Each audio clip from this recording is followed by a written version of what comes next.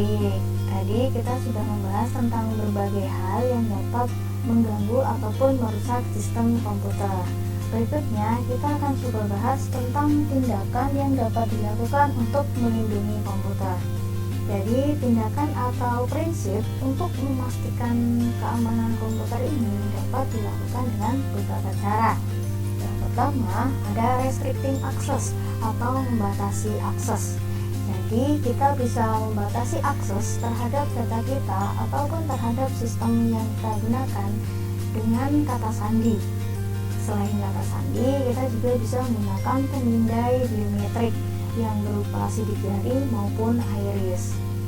Jadi seseorang nih misal yang berniat jahat dan ingin mendapatkan password dari kita, mereka akan melakukan berbagai upaya ataupun menggunakan berbagai perangkat lunak untuk memperoleh kata sandi kita sehingga bisa mendapatkan akses terhadap akun kita ataupun terhadap sistem kita. Dan hal ini disebut dengan istilah dictionary attack.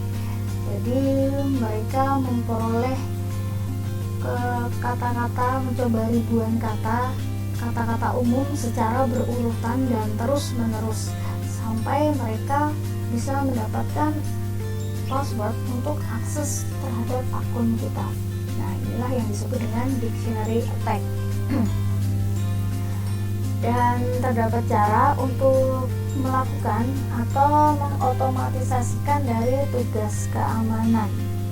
Jadi untuk mencegah dari serangan yang bisa terjadi dalam diri kita. Yang pertama bisa menggunakan security switch. Jadi menyediakan kumpulan program utility yang dirancang untuk melindungi privasi dan keamanan. Berikutnya bisa menggunakan firewall atau penyangga keamanan security buffer antar perusahaan penyedia jaringan dan semua jaringan eksternal. Berikutnya bisa menggunakan password manager, dapat digunakan untuk membantu dalam pembuatan kata sandi yang kuat. Nah, jadi dalam pembuatan kata sandi ini bisa dikombinasikan dengan berbagai angka, huruf, dan karakter.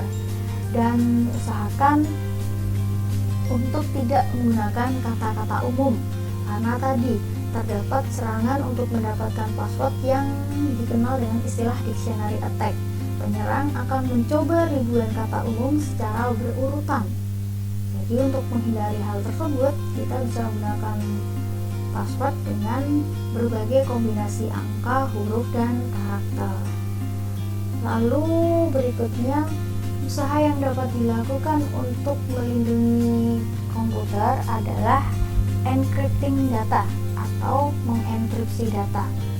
Jadi information coding untuk membuat sebuah informasi tidak dapat dibaca oleh orang lain kecuali oleh orang yang memiliki kunci enkripsi tersebut. Dan enkripsi ini diterapkan dalam email, terus wireless, terus juga bisa dalam enkripsi file.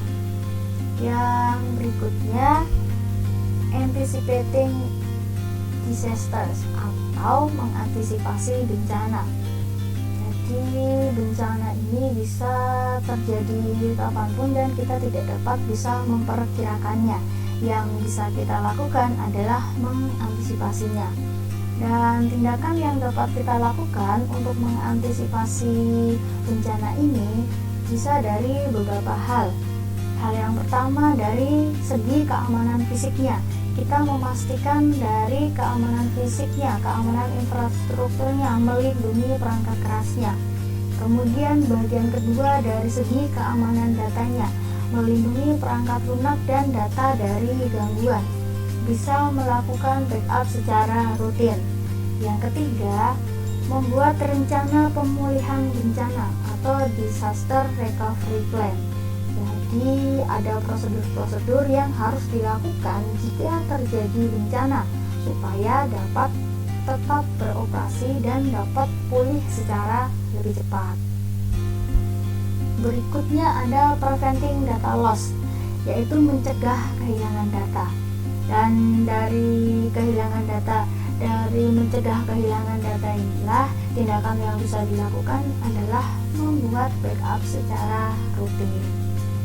Nah, itulah beberapa tindakan yang bisa kita lakukan untuk melindungi sistem komputer kita dan melindungi data-data penting kita, informasi yang bersifat sensitif. Yang berikutnya dari keterkaitan antara privasi dan komputer ini, kita mengenal istilah etik. Etik ini, atau kita bisa bilang juga etika, merupakan standar perilaku moral yang bisa juga kita bilang pedoman untuk penggunaan komputer yang dapat diterima secara moral. Jadi tidak merugikan orang lain.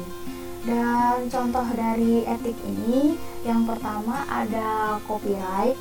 Copyright ini untuk memberikan hak kepada pembuat konten atas kontrol penggunaan dan distribusi karya yang dihasilkannya. Berikutnya ada software piracy. Kalau software piracy ini lebih ke penyalinan atau distribusi perangkat lunak secara tidak sah. Jadi ada software bajakan, dan di dalam etika ini kita juga mengenal istilah plagiarism atau plagiat, yaitu menyatakan karya maupun ide dari orang lain sebagai hak milik sendiri tanpa menghargai aslinya. Makanya biasanya ketika kita membuat sebuah jurnal, ketika kita membuat sebuah tulisan yang kita mengambil dari kata-kata orang lain atau menggunakan karya dari orang lain, kita harus menyertakan nama dari pemilik karya tersebut, nama dari penulis tersebut. Jadi kita bisa melakukan citasi. Nah, ini untuk menghindari dari plagiarism. Atau ketika kita membuat konten yang berupa tulisan, kita bisa memparafrasekan, membuat ulang kalimat dari kata-kata yang ingin kita tuliskan. Ini juga salah satu yang bisa kita gunakan untuk menghindari plagiarism. Baik, untuk pembahasan security dan privacy serta etik ini cukup sampai di sini. Terima kasih kalian yang sudah menyimak ketiga video sampai akhir. Sehat-sehat selalu kalian. Kita jumpa lagi di tema pembahasan berikutnya. Assalamualaikum warahmatullahi wabarakatuh.